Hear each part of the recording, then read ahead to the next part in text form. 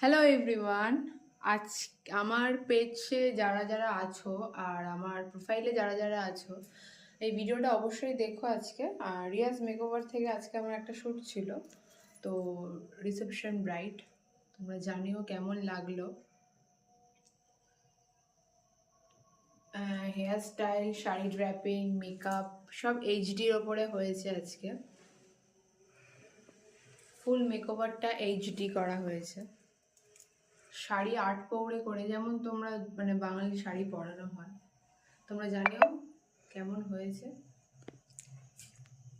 আর একটা রিভিউ দিও অবশ্যই।